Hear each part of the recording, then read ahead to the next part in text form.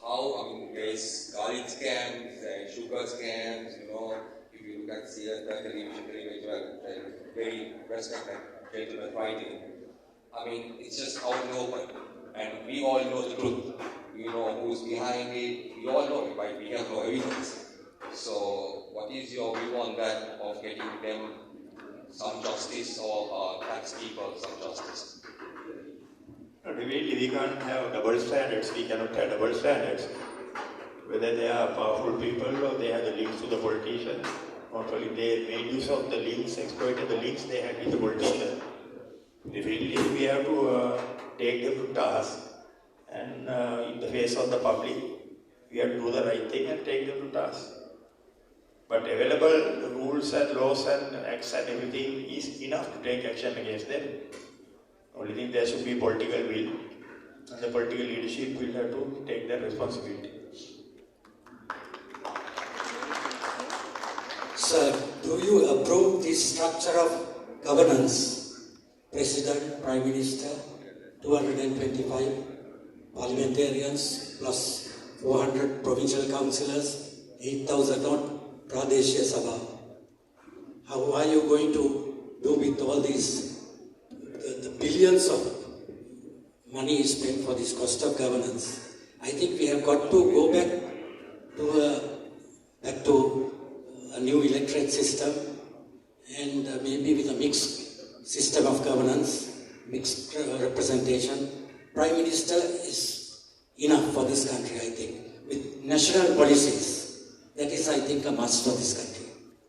Whereas it is agriculture and education and health.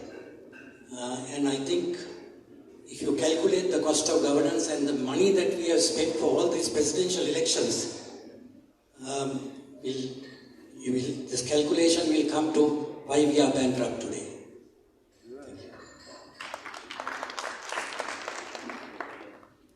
It is like this. We know we have too many ministers in this country, definitely. There is no question about it.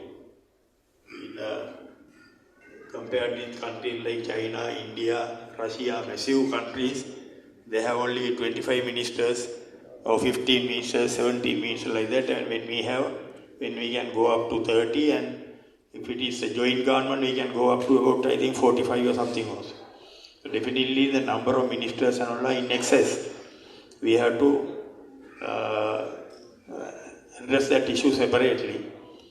Problem is, in this political culture in this country, when the people come to power, when the government come to power, the president or the head of the government, head of state, he has to look after those who have been very close to him, who have made contributions, who have worked towards bringing him to that position. So he has obligation to please them. So he is doing it at the expense of the government. That is what is happening in this country, which is not the right thing, definitely. We have to sort out that issue. Then on the other hand, you are talking about local council, provincial council, and so many MPs and all that. Definitely in a country, people's representatives have to be there.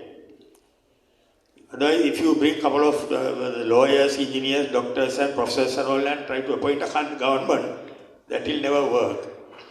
Because the people representative are the people who knows the pulse of the people. And people representative are available for the people to approach them. Go and talk to them, meet them, discuss about their issues. People representative can come and voice the people's issues and their opinions and various things. So people representatives have to be there. Of course, going down to lower level with the provincial council, local council, we can decide after a thorough detailed study how many and to what extent we must maintain those institutions. But I think local councils got to be there. Even in developed countries, the local councils are there. But provincial council, we have different opinions. They have different reasons, different opinions. Why it came, how it came, all that is questionable. But the MPs, I think, as it is an MP for electorate, is good, I think. It's okay.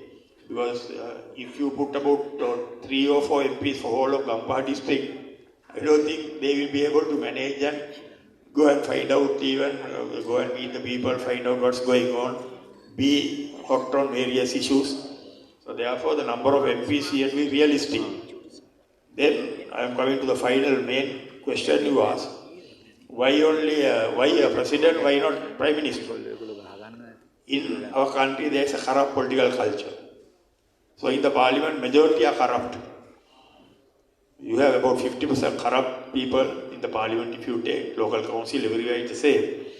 Then about there another 35% maybe not corrupt, but they have no vision. They have just come to politics to become VVIPs.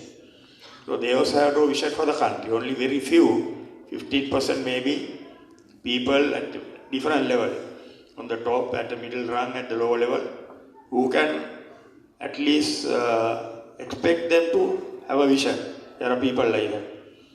So therefore with this political culture, if you give all the powers to parliament, when the parliament is full of corrupt people, don't expect the right thing will take place.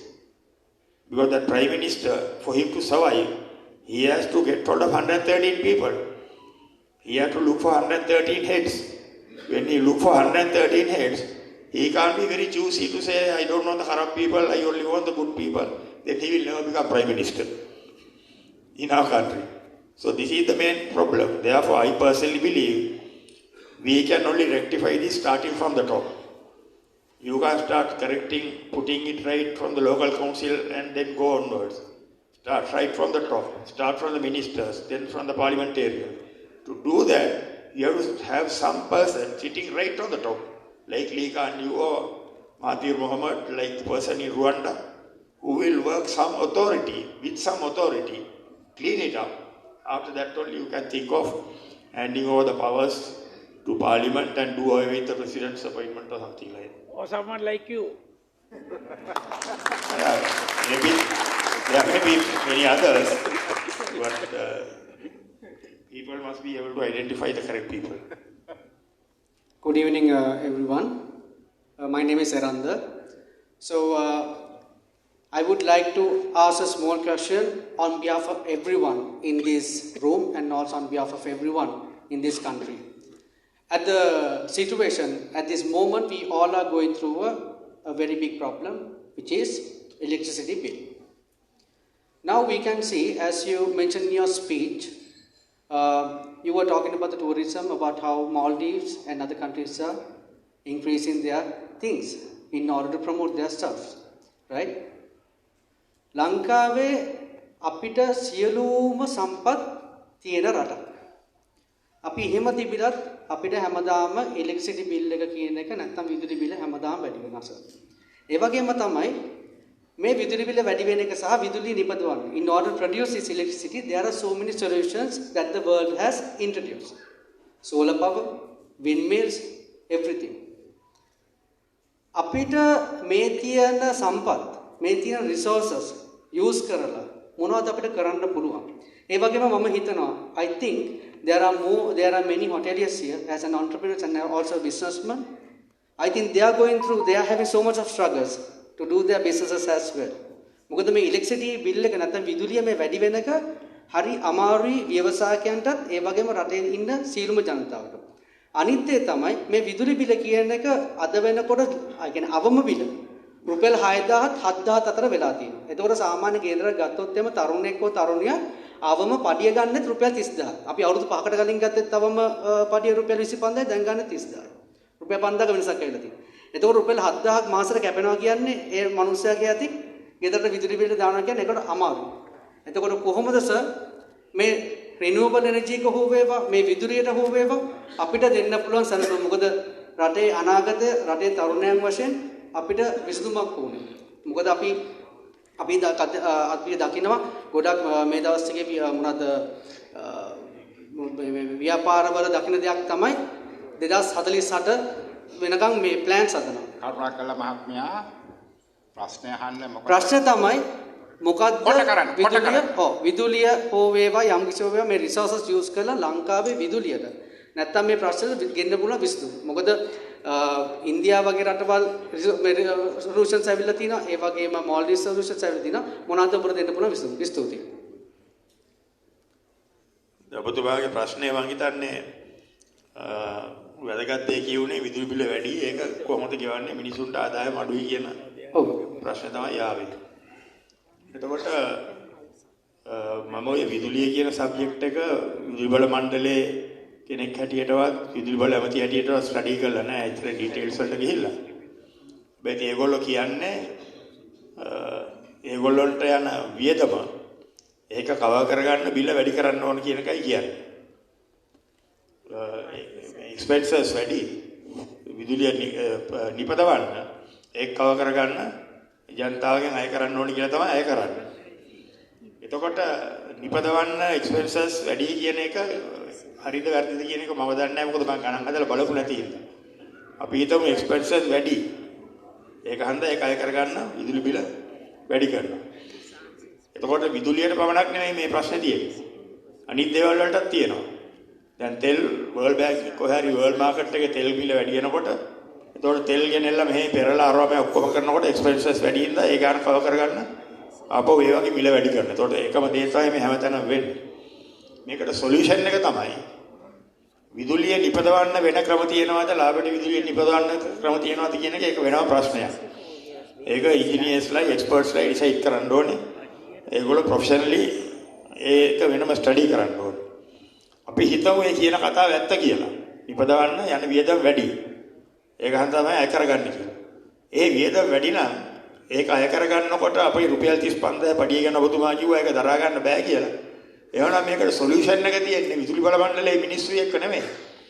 මේ රටේ government එකට පුළුවන් වෙන්න ඕනේ රටේ economy එක boost කරලා මිනිස්සුන්ගේ ආදායම වැඩි කරන්න. ඒක තමයි සොලියුෂන් එක. දැන් මේ ડોක්ටර්ස්ලා රට අතහැරලා පිටරට යනවා. ඒගොල්ලෝ කියනවා ටැක්ස් එක වැඩි අපිට වාහන දුවන්න බෑ. ඊට පස්සේ මේ අපේ ළමයි ඉස්කෝලේ දාන්න බෑ. ඒගොල්ලෝ ගොඩාක් හේතු වෙනවා. මම පාර්ලිමේන්තු එකේ මගේ අන්තිම ස්පීච් එකෙත් කිව්වා. ඒතකොට ඒකට සොලියුෂන් එක ඒගොල්ලෝ ඉල්ලන විදියට වැඩිපුර වැටුප් දෙන්න රටේ සල්ලි නැහැ. එවනම් ඒකට සොලියුෂන් එක රටේ ඉකොනොමි එක හැදෙන්න ඕනේ. ඉකොනොමි එක හැදලා මිනිස්සුන්ට ආදායම් වැඩි වෙන්න ඕනේ. ආදායම් වැඩි වෙලා ඒ නිෂ්පාදන වියදමට අනුව විදුලිය මිලදී ගන්න හැකියාව වෙන්න ඕනේ. ඒක තමයි සොලියුෂන් එක. නැතුව වියදම් වැඩි නම් නිෂ්පාදන වියදම වැඩි නම් අනිවාර්යෙන් ලාභෙට දෙන්න බෑනේ. ඒතකොට මේ නිෂ්පාදන වියදම අනුව දෙනකොට මිනිස්සුන්ට ඒක පාවිච්චි කරන්න බැරි නම් මිනිස්සුන්ට සල්ලි නැත්නම් ආදායම නැත්නම් ඒකට විසඳුම තමයි රටේ ආර්ථිකය හදන්න ඕනේ. එතකොට ජනතාවට ජීවත් වෙන්න පුළුවන් ආදායමක් ලැබෙනවා. That is the only way out. වෙන ක්‍රම වලින් බැලන්ස් කරලා අරමය කරලා කරන්න කිව්වට ඒක විසඳුමක් වෙන්නේ නැහැ. හැම දෙයකම එහෙමයි. ડોක්ටර්ස්ලට වැඩි කරන්න ඕන නම් ඒ රටේ ආර්ථිකය දියුණු වෙන්න ඕනේ ඒක වැඩි කරන්න. ඊට පස්සේ අනිත් ඒවා තෙල් වල මිල වැඩි නම් ජනතාවට දරන්න බැරි නම් එවනම් රටේ ඉකොනොමි එක නැගලා ජනතාවගේ ආදායම වැඩි වෙන්න ඕනේ. ඒ තෙල් මිලදී ගන්න පුළුවන් වෙන්නේ. එතකොට ඒක තමයි එකම සොලියුෂන් එක. එහෙම නැතුව වෙන ක්‍රම වලින් අරමය කරලා ඉකොනොමිස්ලා ඒක එහෙම මෙහෙට දාලා මේක එහෙන් දාලා මැනිපියුලේට් කරා කියලා මේකට සොලියුෂන් එකක් එන්නේ නැහැ.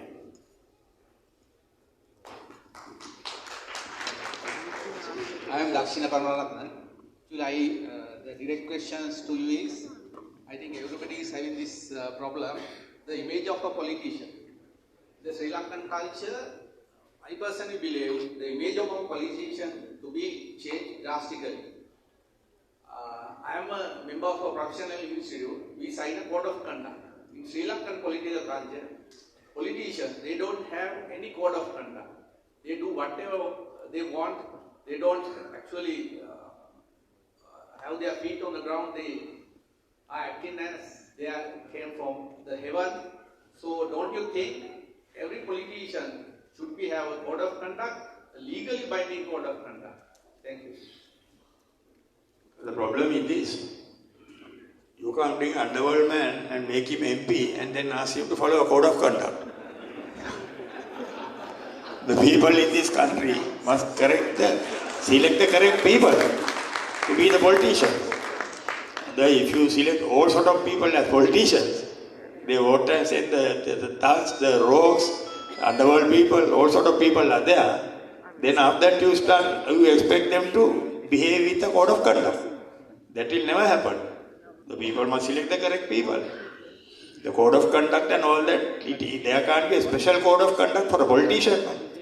The code of conduct, the manners, civilization, everything is common for everybody in the country. Those things must be, we must start from the lower level, from our children at home. Then we produce civilized people to society. Then there will be civilized people coming as politicians. That is the only way out. My name is Guna